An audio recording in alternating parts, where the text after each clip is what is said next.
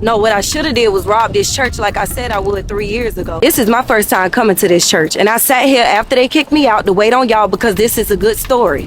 They in there talking about, there's something about the name Jesus. And I'm like, what? And then they said it again. There's something about the name Jesus. And I'm like, what? What? Like, I'm excited to know what it is about the name Jesus. How I get kicked out for that? And then they giving us blood of Jesus Christ that tastes like wine. It got me drunk. They gave me 3. Church is embarrassing. Then they got everybody looking at me while they kicking me out. Miss Brenda cockeyed ass sitting there staring, slick smiling and stuff. But I'd be wrong if I tell everybody that you just found out that your nephew is gay, right? And I know exactly where she live at, but I ain't gonna pull up or nothing because I can't fight. But what I will do is try to flirt with your husband and have a baby by him. Then they got Sister Pam in there looking at me shaking her head. That's all she can do because her big ass can't move around. She's sitting there in a wheelchair with a handicap. I should steal her handicap sticker off her car because she really don't need it. All she need to do is work out. It ain't nothing wrong with her. Is she getting, I wonder if she getting a check for that because I don't know where she live, but I can figure that out because she can't defend herself. She can't move around. And then Pastor Eric, he's sitting there just, I feel like he the one told them to kick me out. He owned the place, right? But let's tell everybody how I caught you at the bathhouse. Don't ask how I was there. If you don't know what the bathhouse is, you caution. You probably don't know what the bathhouse is. Look it up. And then go in there one day. You gonna see the pastor right in there. They keep the secrets in there. It's just full of men. Full of men. All they had to do was give me 2 more cups of the blood of the Jesus before I left and I would have been good. It ain't hard to find. I live in Atlanta. It's easy to find a church, but it's hard to find one with the cups of the blood of the Jesus that'll make you feel this good. Right? But whenever we start the interview, I'm a victim. So that's what I'm finna act like, a victim. Let's go. A lot of women overestimate their ability to communicate. I'm gonna tell you what I mean. A lot of women express themselves very well. Express themselves. They can sit there and run down to you everything that they feeling, everything that they don't like about what you're doing, everything that makes them feel away or makes them feel uncomfortable. But when it's time to receive the information, that's when the communication one ear and out the other. Shaky. You see what I'm saying? So again, as men, we know that walking in, and because we don't feel like arguing with y'all, because we don't want to see y'all cry, we don't want to see y'all do everything that y'all gonna do when we run down what it is that your is not doing right, most men just shy away from the conversation. So I think that if women would live up to the communication standard that they set, then that would open the door for men to be way more communicative. But until then, you're gonna get men who shut down and keep things in, unfortunately. There's a lot of women goddamn attack. That's what it's gonna be. Shit. Say some shit. Attack? I need to get a restraining order. He telling the truth. Hurt my feelings. Yep. Women, y'all gonna light me up, and I'm okay with that. A lot of black men, when a woman comes in and she's extremely submissive, they've never experienced that. Right. That's an aha moment for them. Oh, no. And hold on, and hold on. If they have experienced it, like they all 3 said facts at one time, they haven't experienced it to the level of full submission. It might be a little bit of touch and go, and it's like, and then now what do I get in return? But they haven't really experienced a woman just loving and doting and submitting. When I got it. The wrong woman submits to the results. Amen. The right woman submits to the process. And if you weren't, if I gotta show you so I'm submitted to the process of whatever this is every day, no matter what it is, how hard, how good, whatever, we gonna go to hell and back if I'm submitting to this. But you're gonna do the same. To your point. Women, y'all gonna light me up, and I'm okay with that. Hey. Trust the process, God damn it. Is you perfect or something? How the fuck you gonna say? The preacher. Yeah, the preacher. Oh, when you go up against them motherfuckers, oh son, let me put my hands on you and pray for you. What about you, you no good motherfucker? Taking these people money like that motherfucker with my grandmama passed. This motherfucker, my grandmama helped him build a fucking, her and everybody else in the congregation, helped him build a whole fucking wing on his church. Then she died. He talking about, well, I don't know if we can have a funeral here. I said, if you don't have that motherfucker here, you won't have another one, because I'm going to burn this bitch down. I told him right to his face. He said, son, what you say? I said, I'm going to burn this bitch down if you don't have my grandmother's funeral in this bitch after she done gave you all my grandfather's money For all these fucking 50 years she been coming here, and you telling me she ain't having her funeral here? Won't be near enough one in this motherfucker, because I'm gonna burn this bitch down. And I got gas in the car, because I know you's an ignorant motherfucker. Oh, no, we ain't gonna go through all that. We'll have it here. And my father and my auntie just sat there like, you do it. That funeral was that Saturday. What the fuck you mean you ain't gonna preach her funeral and she been coming up here with this ignorant ass shit for 50 years giving you all my grandfather's money while he waited out in the car because he knew you was full of shit. But he loved his wife, so he brought her and gave her the money to get your bitch ass. And now you talking about you ain't gonna give her funeral here? I said, man, I'll burn this bitch down in the daytime. I told that motherfucker, I said, I'll burn that bitch down in the daytime. I told him that motherfucker preached the shit out that funeral. That nigga was,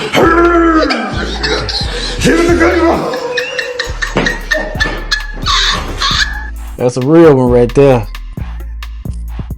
Excuse me, can I get a refill, please? Coming right up. Excuse me, are you all right? No, it's a long story. Well, I like stories. I'm considered a bit of a storyteller myself. My husband? The guy who's building the ark. My husband says God told him to do it. What do you do with that? Sounds like an opportunity. Let me ask you something. If someone prays for patience, you think God gives them patience? Or does he give them the opportunity to be patient? If they prayed for courage, does God give them courage, or does he give them opportunities to be courageous? If someone prayed for the family to be closer, do you think God zaps them with warm, fuzzy feelings? Or does he give them opportunities to love each other?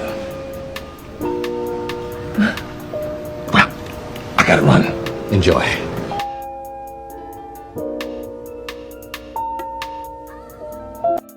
Oh, excuse me.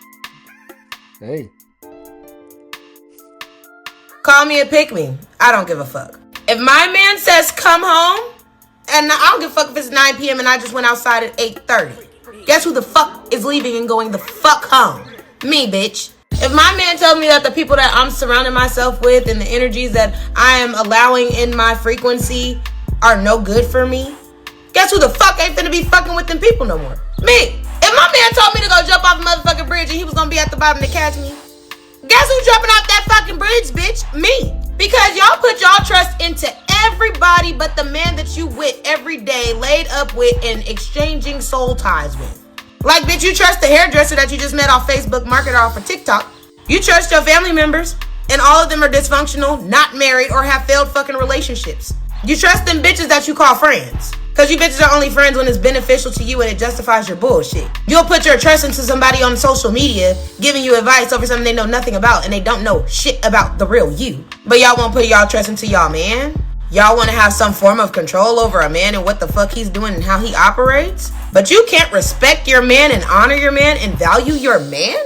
Like, it's really so simple. Like, learn how to be the woman for the man that you are supposed to be with. Stop trying to be a woman for a man that's not for you. And sometimes y'all are not the woman for that man. I mean, let's be fucking real. Ain't nobody finna jump off no fucking cliff, but get the fucking point.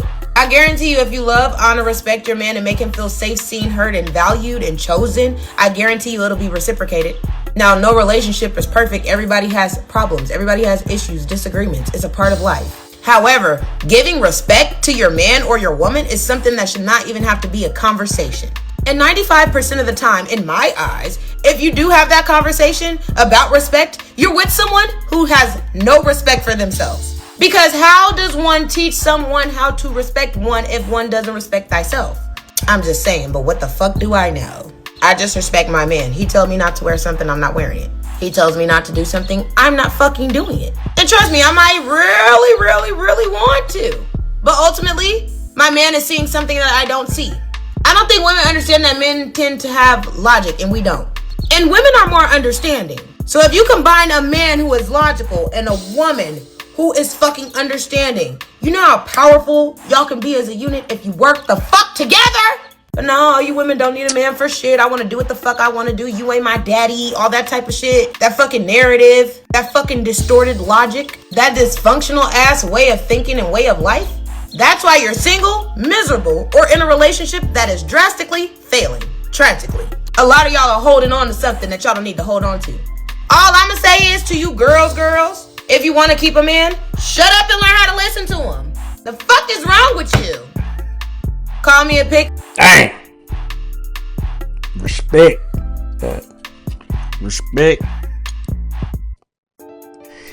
Better respect. God man, but respect will take you so far, man. Respect. Respect can fix a lot of shit.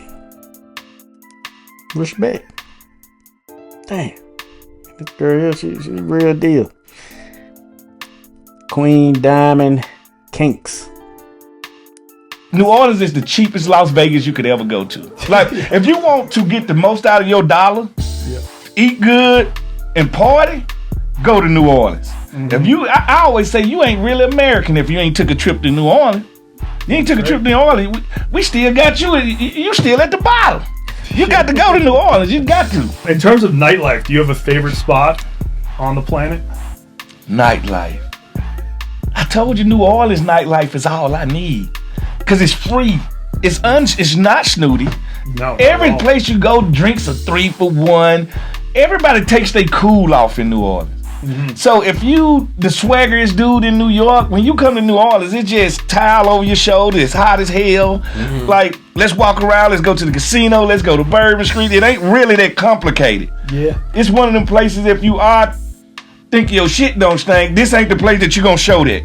Yeah. So I look at New Orleans as a more relaxed Las Vegas. Like, take your chill off, come have some fun, come party, get messed up, go home, tell everybody how hungover you were. Awesome. And all those drinks in New Orleans make you hungover. Like, and they not holding back. All that. I've been saying they just not holding back. Yeah. Like, it's one of the few places you can drink, you can buy alcohol 24/7. New Orleans. Yeah, he ain't lying shit. New Orleans, what it do? I live in Louisiana, yeah. That's some shit. There's some shit that's illegal fucking everywhere.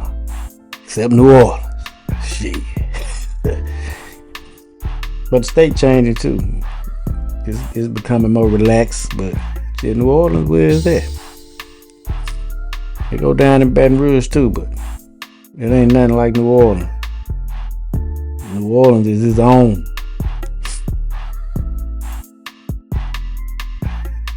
Let's see.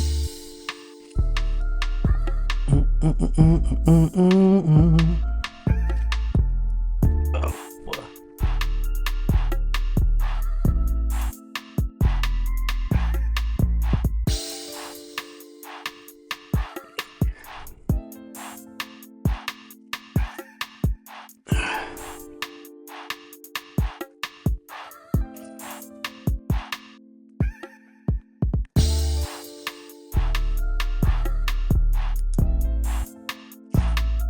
Alright, Dloft. Shit. We just knocked another one out. Hey. Let me see. Alright, Dloft. That's gonna do it for today. Your boy out. Catch me on the next one.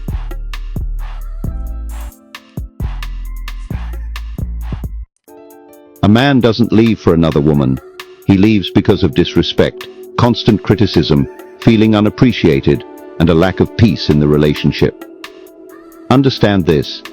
A man's soul was not designed to be chained in chaos. He is the carrier of order, dominion, and legacy. When a woman strips him of respect, she is not just wounding his pride. She is rebelling against the very biblical command that says, "Respect your husband." Without respect, love suffocates, and the masculine spirit begins to rot in silence. Criticism kills admiration, and admiration is the oxygen of masculinity. A man will endure battles outside, but if his home becomes a war zone, his spirit will eventually seek refuge where peace reigns. Another woman is rarely the cause. She is simply the symptom of the void you created. Dark psychology reveals this brutal truth. Men are not addicted to sex. They are addicted to significance. When a man feels irrelevant, invisible, and constantly undermined, his subconscious mind begins to detach emotionally before he ever detaches physically. By the time he walks away, you didn't lose him to someone else. You lost him to your own neglect, your own tongue, your own inability to be his sanctuary. Biblically, the woman was created as a helpmate, not a rival, not a critic, not a burden. If she becomes the thorn in his side instead of the peace in his chest, he will fulfill the prophecy of Proverbs 21:19. It is better to live in a desert than with a quarrelsome and nagging wife, the savage truth. A man doesn't abandon a queen who treats him like a king. He abandons the chaos that dishonors him, because no empire can be built in a house where the king has no throne. A man does... Goddamn right. Shit. Goddamn right. Respect. Don't forget it. Things in this world, because when I hear some of the requests that women have and how they can contradict themselves, I get confused. It's like, I don't need you to be too sensitive, but how dare you not share your feelings and your emotions with me? I need you to be a good leader, but understand that I won't be following you and I won't be listening to you, and you can't lead me anywhere. But be a good leader. Be strong and show a level of vulnerability, but not too much, because then strength and vulnerability cannot coexist together, because now I'm going to think that you weak. I want you to be truthful and honest, but not too truthful to where you telling me the truth about me, and now I got to feel some type of way towards you, because you're supposed to be on my side at all points and times. Read my mind, but don't you dare assume that you know what I'm thinking. Meet my needs, even though I'm not going to tell you what my needs are all the time, but I expect for you to just know somehow. Be financially stable, but make sure you have a whole bunch of time, even though it takes time to make money. Now, when you hear some of these requests out loud and you see how they contradict themselves, don't it sound silly? And wouldn't you be just as confused as he is? Yep, silly as a motherfucker. Shit ain't adding up. Check out. Oh,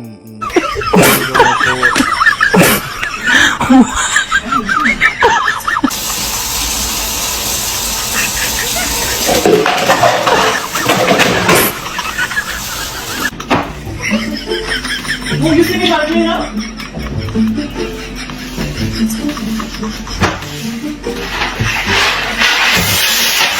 I just know.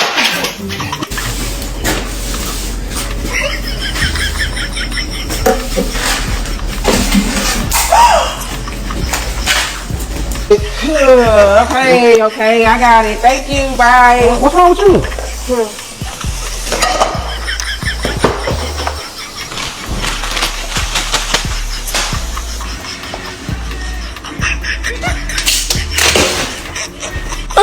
Oh my god.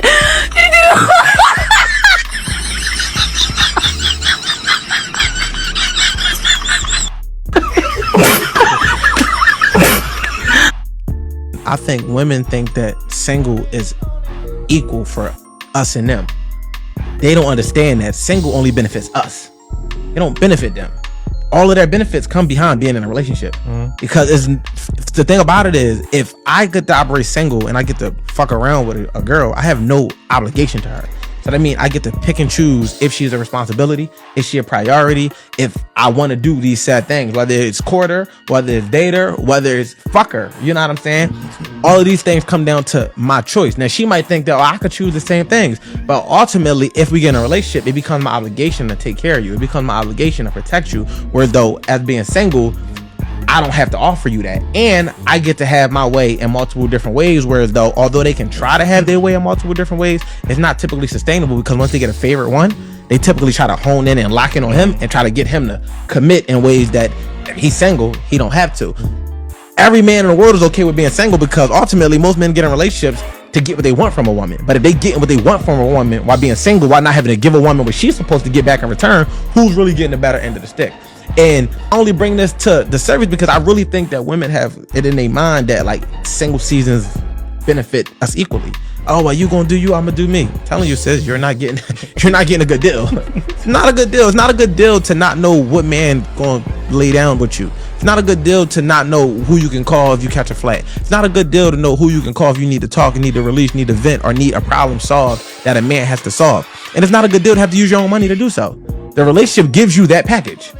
You got a man you can call when you need something. You got a man you can call to vent. You got a man you can call when you feel like you're trapped and can't figure it out, or you feel in danger. You have a man you can call. When you're single, you got to go through your Rolodex. It's only fun when you're trying to get your nails done, when you're trying to get your hair done, when you're trying to work each individual to get certain benefits. But when it comes down to the real nitty, you said what? Of a total package. Of a total package. When it comes down to the real nitty gritty, this is like a la carte. Versus just having that entire package just at your disposal, just being able to go in your toolbox and say, I can call my man for this, I can call my man for that. You got to figure out what man you can call versus just calling your man. Whereas though a man is okay with calling her for head, her for sex, her for that, because at the end of the day, I'm calling y'all on my time when I feel like it. I don't have to hear your word, your mouth. I don't got to deal with your energy. I don't got to deal with your ups and downs, you this, you that. It's just when I feel like it. And there's no obligation, nor do I even have to respect the space that we operate in because we don't share one. So it's like, y'all should be striving to be in a relationship because that's when you get more out of a man than you ever going to get from being single. You might got more men doing less shit that make you feel like you getting a compilation, but the buffet is never better than a home cooked meal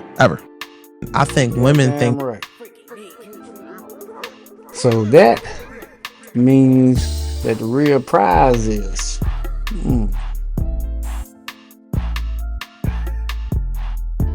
Wonder who the prize is. The real prize. That makes us the goddamn prize. I said it, goddamn. Was a couple in the kitchen cooking, and as they was cooking, they looked outside the window and noticed that there had been 3 angels sitting outside for some time. The wife went outside and said, hey, I noticed you guys been sitting out here for a while. Would you guys like to come in and get something to eat? Me and my husband would like to invite y'all in. The angel, the first one said, my name is Wealth. If I come in your house, you never have to worry about finances again. The second one says, my name is Success. If I come into your house, anything that you put forth to achieve, you'll be able to achieve. The last one said, my name is Love. If I come in, I bring happiness, joy, and fulfillment. But there's only one problem. Only one of us can go in your house. The couples went back inside and they talked about it. They said, hey, we ought to invite Wealth in, because if we invite Wealth, we ain't never got to worry about money no more. The wife said, nah, let's invite Success, because with Success, we can achieve any of the plans that we set forth to achieve. They couldn't come up with who they wanted to choose, so they decided to choose Love. They went outside and they said, hey, which one of y'all is Love? Love stood up. They said, we want you to come in. As Love stood up and began to walk in the door, they noticed that the other 2 angels followed behind them. The wife said, I thought it was only one of y'all that can come in. Love spoke and said, if you had invited Wealth, then the other 2 couldn't come in. Success and Love couldn't come in. If you had invited Success, Wealth and Love couldn't come in. But anywhere that love goes, success and wealth automatically follow. Despite what people may believe, love is the key. Love is the key. Yep. Love is the key. God is love. Remember that.